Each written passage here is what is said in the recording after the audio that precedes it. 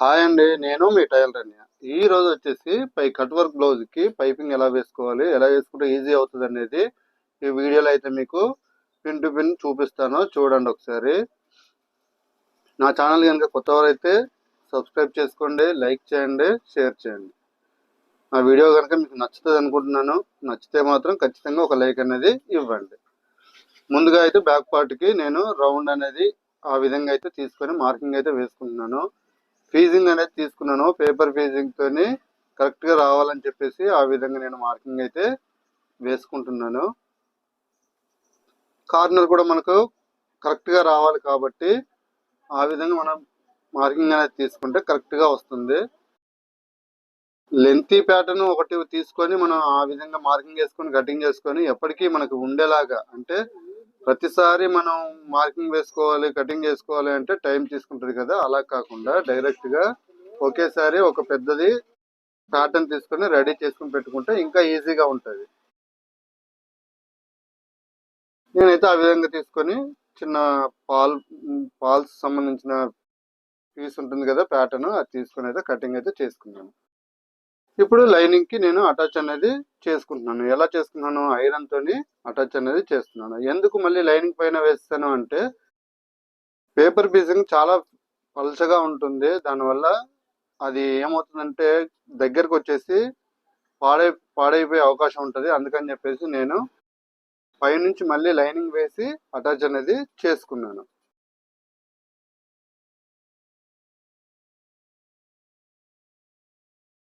ఇలా చేసుకోవడం వల్ల ఏమవుతుందంటే మనకి మనం తీసుకున్న షేప్ ఏదైతే ఉందో కట్ వరకు అది పాడవకుండా ఉంటుంది.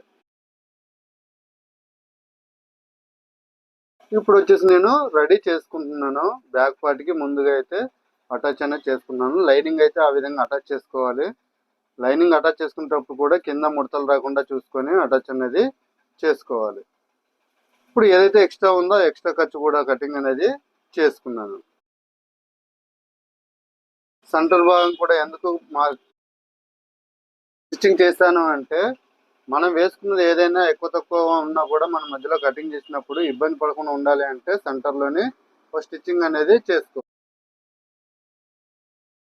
ఇప్పుడు అక్కడ ఉన్న ఎక్స్ట్రా క్లాత్ కూడా కటింగ్ అనేది చేసుకోవాలి. అలా చేసుకుంటే నీట్ గా ఉంటుంది. సెంటర్ చూసుకొని ఒక కాట అనేది పెట్టుకోవాలి. కరెక్ట్ గా ఉందా లేదా అనేది నేను మళ్ళీ ఒకసారి చెక్ చేసుకున్నాను. ఆ విధంగా చెకింగ్ అనేది చేసుకోవాలి.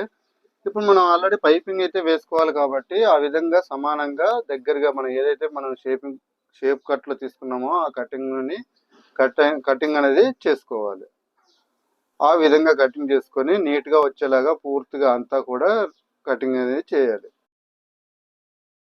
మనం పైపింగ్ వేసుకోవాలి కాబట్టి ఖచ్చితంగా అది కటింగ్ చేస్తేనే పైపింగ్ వేయడానికి ఈజీ అవుతుంది. బ్యాక్ పార్ట్ కూడా మనం కటింగ్ అనేది చేసేసుకోవాలి. ఎందుకంటే బ్యాక్ పార్ట్ కూడా మనకి అవసరం లేదు, ఎందుకంటే పైపింగ్ వేసుకోవాలి కాబట్టి బ్యాక్ పార్ట్ కూడా రిమూవ్ చేసేసుకోవాలి.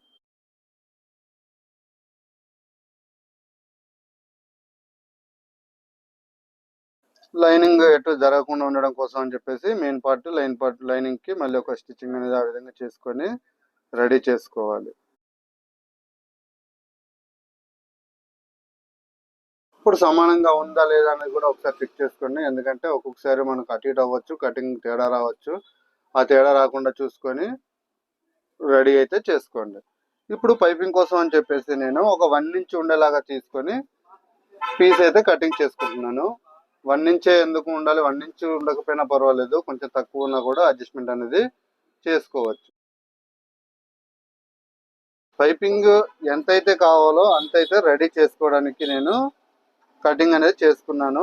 రెడీ అయితే చేసుకున్నాను. ఇక్కడ ఏం జరిగిందంటే బ్యాక్ పార్ట్ మీకు చూపించలేదు. ఎందుకు చూపించలేదంటే కెమెరా ఆగిపోయింది, నేను చూసుకోలేదు.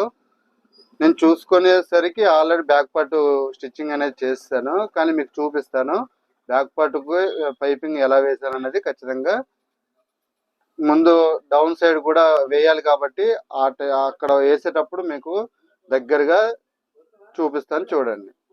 ఇక్కడైతే మిస్ అయిపోయింది నేను చేసినప్పుడు. అంటే నేను అనుకోలేదు రికార్డ్ అవుతుందని అనుకున్నాను, కానీ ఆటోమేటిక్గా నాకు తెలియకుండానే కెమెరా అనేది ఆఫ్ అయిపోయింది. సరే, ఇప్పుడు నేనైతే అక్కడ పైపింగ్ అయితే వేసుకున్నాను. ఏదైతే రౌండ్ షేప్ ఉందో ఆ రౌండ్ షేప్ దగ్గర మనం కాట్ అనేది తీసుకుంటున్నాము. ఆ విధంగా కాట్ తీసుకోవడం వల్ల షేప్ అనేది పర్ఫెక్ట్గా వస్తుంది, లేకపోతే పర్ఫెక్ట్ అనేది రాదు. ఆ ఎక్స్ట్రా ఖర్చు ఏదైతే ఉందో కొంచెం దూరంగా ఉంచుకొని ఒక పావించి ఉంచుకొని మిగతా ఖర్చు అంతా కటింగ్ అయితే చేసేసుకోవాలి.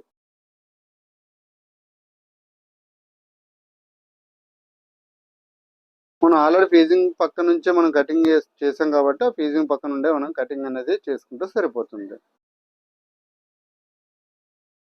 ఇప్పుడు షేప్ చూడండి ఎలా తీసుకుంటున్నామో, మనకు షేప్ వచ్చేలాగా చూసుకొని వచ్చేంత వరకు మనం దాన్ని నీట్గా బయటకు అనేది లాగాలి.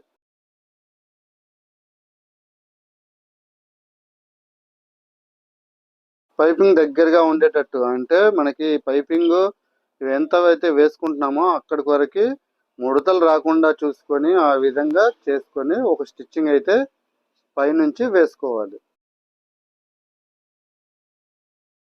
ఆ కార్నర్లో కాటు సరిగ్గా లేకపోతే మనకి ఆ కార్నర్ కరెక్ట్గా రాదు, పైపింగ్ కూడా కరెక్ట్గా షేప్ అనేది తిరగదు. ఆ విధంగా అయితే నేనైతే ఆ విధంగా వేసుకున్నాను.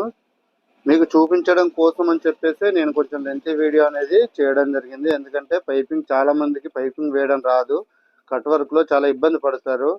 అందుకని చెప్పేసి నేను కొంచెం స్లోగానే చేశాను. కొంచెం లెంతీ వీడియో అయినా స్కిప్ చేయకుండా చూడండి, స్కిప్ చేస్తే అర్థం కాదు.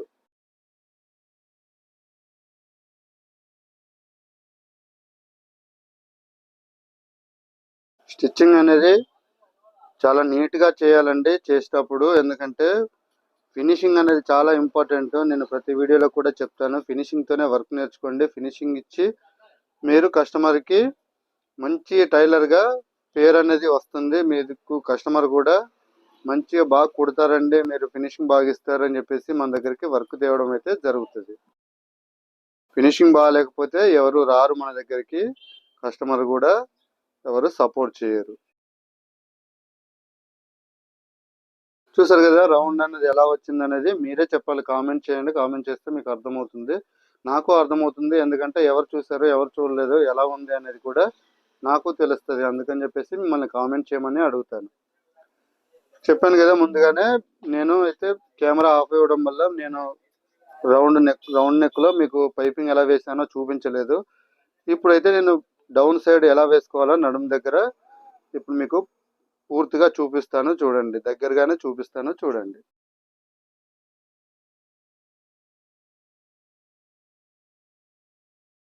ముందుగా అయితే మనం 1 ఇంచ్ ఎక్స్ట్రా పెట్టుకుంటాం కదా, డాట్ అనేది బ్యాక్ సైడ్ తీసేసుకోవాలి. ఎందుకంటే మళ్ళీ తర్వాత తీసినప్పుడు షేప్ అనేది అవుట్ అయిపోతుంది, కరెక్ట్గా రాదు. ముందుగానే తీసుకోవాలి.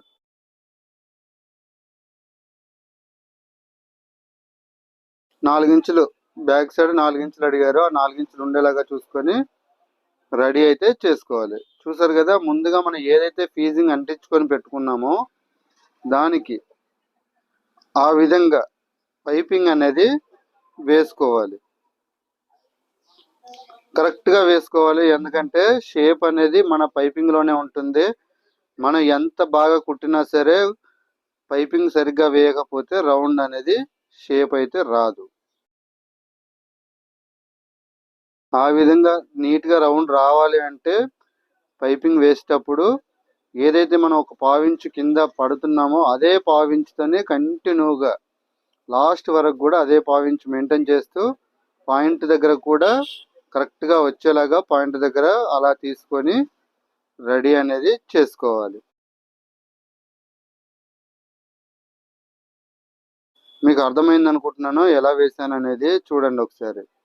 ఇప్పుడు ఏదైతే మనకు సెంటర్ ఉందో అక్కడ కాట్ అనేది చిన్న కాట్ పెట్టుకుంటే మనకి లైనింగ్ అనేది కరెక్ట్గా వస్తుంది, పైపింగ్ అనేది కరెక్ట్గా వస్తుంది.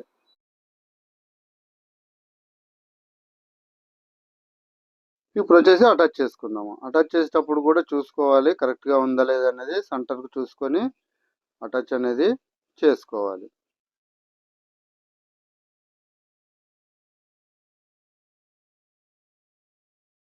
ఇప్పుడు మనం ఏదైతే వేసామో పైపింగ్ మీద, పైపింగ్ వేసేటప్పుడు స్టిచ్చింగ్ వేసాం కదా, అదే స్టిచ్చింగ్ మీద స్టిచ్చింగ్ కరెక్ట్గా అంటే ఒక పాయింట్ అటు జరగకూడదు, ఒక పాయింట్ ఇటు జరగకూడదు, జరగకుండా ఉండాలి.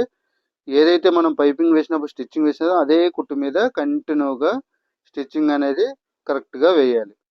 అప్పుడు కరెక్ట్గా వేసాం కదా, ఇప్పుడు కరెక్ట్గా వేయకపోతే ఎలా వేసినా పర్లేదు అనుకుంటే మాత్రం షేప్ అయితే సరిగ్గా రాదు, షేప్ అవుట్ అయిపోతుంది. తిరిగేటప్పుడు కూడా మనం ఏదైతే మనం కట్ వర్క్ తీయాలనుకుంటున్నామో ఆ కట్ వర్క్ షేప్ అనేది కరెక్ట్గా రాకుండా బ్లౌజ్ కూడా పాడయ్యే అవకాశం ఉంటుంది. ఎందుకంటే మనం కటింగ్ అనేది పెడతాం కదా, కటింగ్ ఒకసారి పెట్టిన తర్వాత ఆటోమేటిక్గా బ్లౌజ్ అనేది కట్ అయిపోతుంది, పాడయ్యే అవకాశం కూడా ఉంటుంది. సరిగ్గా రాకపోతే దాన్ని ఓపెన్ చేసినా కూడా పాడయ్యే అవకాశం ఉంటుంది. ఆ విధంగా స్టిచ్చింగ్ అయితే చేసుకోవాలి. చేసుకున్న తర్వాత ఎక్స్ట్రాగా ఏదైతే ఉందో నీట్గా కత్తెరతోని ఆ విధంగా కటింగ్ అనేది చేసేసుకోవాలి.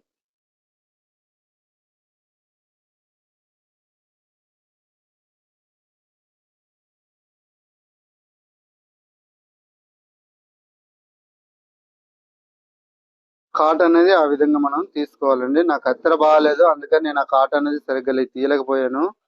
కానీ కత్తెర స్టార్టింగ్లోనే ఆ విధంగా కాట్ అనేది తీసుకోవాలి. ఈ విధంగా తీసుకుంటే కట్ అయ్యే ఛాన్స్ ఉంటుంది. అంటే మనం ఆది మరుపులో ఉన్నప్పుడు జస్ట్ కత్తెర వెళ్ళి అవతల కట్ అయిపోతే బ్యాక్ పార్ట్ మొత్తం కట్ అయిపోతుంది. సారీలో కూడా సేమ్ పీస్ రాదు కాబట్టి మనం ఇబ్బంది పడవలసి వస్తుంది. అలా చేయకండి. కత్తెర షార్ప్గా ఉన్న కత్తెర తీసుకొని కాట్ అనేది తీసుకోండి. చూసారు కదా ఎలా వేసాను అనేది, మీకు రౌండ్ లో చూపించలేదు కదా, స్ట్రేట్ లో చూపించాను ఎలా వేసుకోవాలనేది. సేమ్ రౌండ్ కూడా అదే విధంగా వేసుకోవాలి. మిగతా హ్యాండ్స్ కూడా అదే విధంగా వేసుకోవాలి. నడుము ఫ్రంట్ భాగం అదే ప్రిన్స్ కట్ అయితే ఫ్రంట్ భాగానికి కూడా మనం వేసుకోవచ్చు. షేప్ బ్లౌజ్కి అయితే వేయనవసరం లేదు, ఎందుకంటే షేప్ బ్లౌజ్ కొంచెం థిక్నెస్ ఎక్కువ వస్తుంది, మనం వేయాలన్నా కూడా ఇబ్బంది పడిపోతాము. అదే ప్రిన్స్ కట్కి సింగిల్ పీసే ఉంటుంది కాబట్టి మనం వేయడానికి ఈజీగా ఉంటుంది. ఇప్పుడు ఏదైతే మనం వేసుకున్నామో ఎక్స్ట్రా బక్రంతోని, అదే మన ఫీజింగ్ తోని వేసుకున్నాం కదా, ఆ ఫీజింగ్ తో వేసుకున్నది బ్యాక్ సైడ్ ఉంటుంది కదా, అది ఎమ్మింగ్ చేయాలి. ఎమ్మింగ్ చేస్తేనే నీట్ గా ఉంటుంది, ఎమ్మింగ్ చేయకపోతే మాత్రం నీట్ గా ఉండదు. చూపించాను కదా అది, ఆ స్టిచ్చింగ్ అనేది చూసారా, దాన్ని ఓపెన్ గా పెట్టకుండా ఎమ్మింగ్ అనేది చేసుకోవాలి.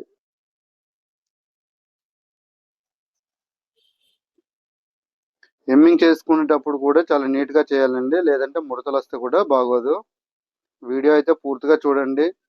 నా వాయిస్ ఏమైనా తేడా ఉంటే అడగండి, నేను చెప్తాను. ఏదన్నా మిస్టేక్గా మాట్లాడానా అని కూడా నాకు తెలియాలి కదా. నేను కుట్టినట్టు ఏదైతే కుట్టానో అదైతే వివరంగా మీకు చూపించాను. సేమ్ అదే విధంగా హ్యాండ్స్ కూడా రెడీ చేసుకున్నాను. ఓకేనా ఫ్రెండ్స్, బాయ్. అయితే మీకు నా వీడియో నచ్చింది అనుకుంటున్నాను.